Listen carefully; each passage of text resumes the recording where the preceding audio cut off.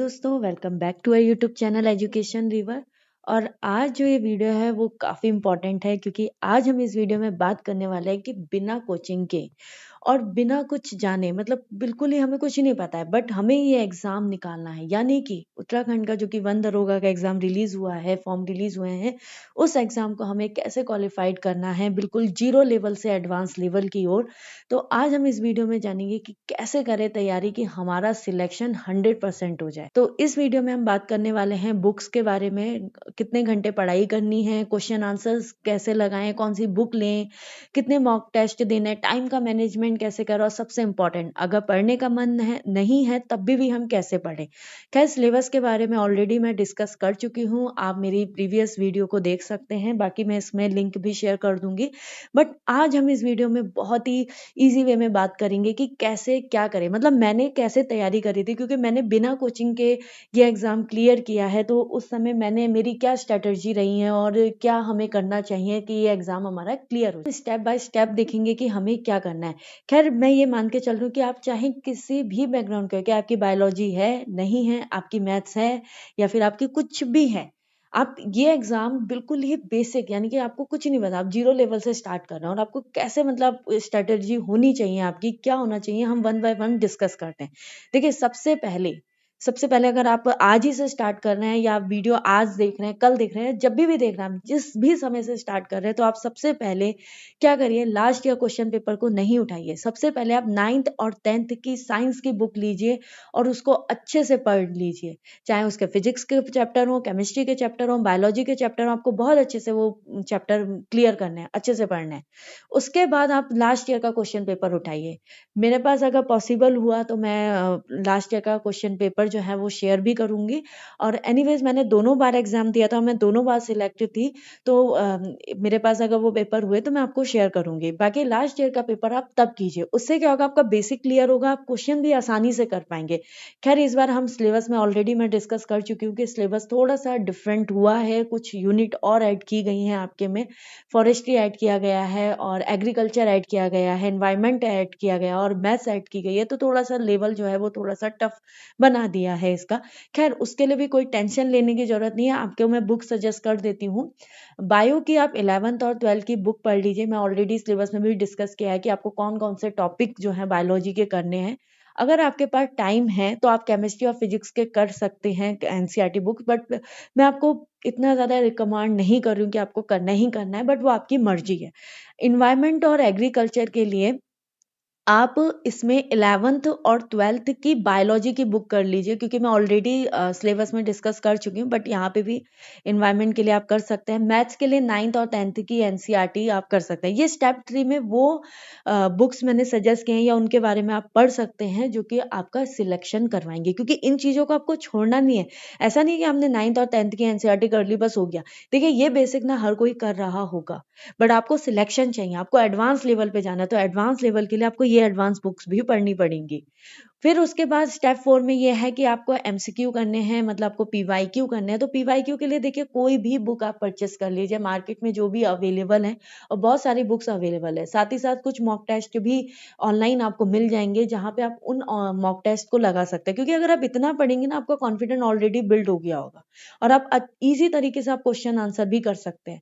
फिर उसके बाद रिवीजन तो काफी इंपॉर्टेंट है। देखिए रिवीजन के बिना कोई भी एग्जाम नहीं निकलता है। ऐसा नहीं है कि आप बस पढ़ते चले गए और आपका रिवीजन ही नहीं है, आपको रिवीजन भी करना पड़ेगा। खैर अब देखिए हम कैसे टाइम को मैनेज करें, कैसे पढ़ें। देखिए मैं आपको ये नहीं कह रही हूँ कि आपको 6 घंटे पढ़ना है, 8 घंटे पढ़ना है, आपकी जो भी कैपेसिटी आप उतने पढ़िए, लेकिन एटलीस्ट एक एवरेज 2 महीने का अगर हम एवरेज देखें जो आपको बिल्कुल बेसिक से एडवांस लेवल तक आपका सिलेक्शन करवाए, उसके लिए आपको एटलीस्ट 4 घंटे तो पढ़ना ही है। जिसमें आप देखिए पहले महीने में क्या कीजिए, आप 1 घंटा 9th की साइंस की बुक दीजिए, 1 घंटा 10th की साइंस की बुक दीजिए, और तीसरे घंटे में रिवीजन, और चौथे घंटे में आप क्या करिए, पीवाईक्यू करिए। देखिए ये पहले महीने में आप कीजिए, इससे क्या होगा, आपका बेसिक क्लियर होगा, पीवाईक्यू करने से कॉन्फिडेंट आएगा, और रिवीजन करने से आप अपनी वो जो चीजें आपने पढ़ी है उसको भूलेंगे नहीं। तो वो आपका 1 महीने में ये होना चाहिए। और 9th और 10th की साइंस की बुक के चैप्टर को इतने बहुत ज्यादा टफ नहीं है, आपने ऑलरेडी वो पढ़ रखे हैं, आपने 9th तो किया ही है ना, 10th तो किया ही है, इस एग्जाम के लिए क्या 12th क्वालिफिकेशन मानी गई है, तो 9th 10th तो आप करके ही आए ना। तो ये आप इजी तरीके से कर सकते हैं। फिर उसके बाद नेक्स्ट महीने आप क्या कीजिए, आप 9th 10th को अगर कुछ टॉपिक रह जाते हैं उन 1 घंटे में करिए, लेकिन अगर कुछ टॉपिक ये है कि आपने 9th 10th तो 1 महीने में कर लिया अच्छे से, तो उन 2 घंटे में जो मैंने आपको एडवांस लेवल उसमें मैथ्स कीजिए, और उसमें इन्वायरमेंट और इन्वायरमेंट के क्वेश्चन और एग्रीकल्चर मतलब उसके कंसेप्ट को आप अच्छे से पढ़िए। फिर आप सेकेंड आवर्स में फिर क्वेश्चन आंसर को आपको छोड़ना नहीं है, क्वेश्चन आंसर आपको करने ही करने हैं। एंड रिवीजन भी आपको बहुत इंपॉर्टेंट है, रिवीजन को भी नहीं छोड़ना है। और फोर्थ में यही है कि आपको क्या कहते हैं, कुछ इंपॉर्टेंट टॉपिक जो कि करंट अफेयर भी इसमें पूछा जा रहा है साइंस के, तो आप करंट अफेयर भी देख लीजिए ताकि आपका हो जाए। तो ये एग्जाम जब तक नहीं होता तब तक आपको करना ही है। और सबसे इम्पोर्टेंट, रिवीजन नहीं छोड़ना है आपको, अपनी स्ट्रेटेजी में रिवीजन रखना ही है। और एक चीज और जो कि लास्ट पॉइंट में मैं डिस्कस करना चाहती हूँ कि पढ़ने का मन नहीं होता है तब भी कैसे पढ़े। देखिए, अगर पढ़ने का मन नहीं है ना, कोई दिक्कत नहीं है, आप मंडे से सैटरडे तक पढ़िए और संडे छुट्टी ले लीजिए। लेकिन कभी कभी ऐसा होता है कि हम 4 घंटे पढ़ाई नहीं कर पा रहे, 2 घंटे पढ़ाई नहीं कर पा रहे, तो कोई बात नहीं, आप 1 घंटा पढ़िए, बट आप पढ़िए जरूर। आप मंडे से सैटरडे की उस कंटिन्यूटी को ब्रेक मत करिए। और कभी ऐसा भी आ रहा है कि नहीं मन कर रहा है, तो गाइज बिलीव में, ये वर्दी के लिए आप पढ़िए। वर्दी तो आपको पता है ना, ये यूनिफॉर्म मतलब क्या ही बोला जाए, कितनी इंपॉर्टेंट होती है, और क्या मतलब इंसान का एक ड्रीम है। तो उसके लिए आप सोचिए, बस 2 महीने आपको पढ़ाई करनी है, उसके बाद जब सिलेक्शन होगा ना, गाइस बिलीव में आपको बहुत खुशी होने वाली है, बहुत ज्यादा। तो बस मैं तो यही कहूंगी कि आप पढ़ते चलिए, 2 महीने बचे हैं और आपको करना ही करना है, बिल्कुल अच्छे से पढ़ना है। ये स्ट्रेटजी आपको फॉलो करनी ही करनी है। फिर उसके बाद बुक्स के बारे में खैर ऑलरेडी मैं डिस्कस कर चुकी हूँ, इस वीडियो में मैं आपको बता देती हूँ। 9th 10th की साइंस की बुक आपको लेनी है, 11th 12th बायोलॉजी बुक ले लीजिए, ये काफ़ी इंपॉर्टेंट बुक्स हैं, ये काफ़ी। मैथ्स की एनसीईआरटी ले लीजिए। उसके बाद प्रीवियस ईयर क्वेश्चन के लिए कोई भी बुक ले लीजिए, कोई दिक्कत नहीं है। बाकी एनसीईआरटी बुक्स तो आपको बिल्कुल पढ़नी ही पढ़नी है, उससे बहुत सारे कंसेप्ट आपके क्लियर हैं। और guys all the very best, और आप इस एग्जाम को दीजिए और होपफुली आपका सिलेक्शन हो जाए, और आप भी हमारी तरह इस डिपार्टमेंट में आइए, और आपका बहुत ज़्यादा वेलकम रहेगा।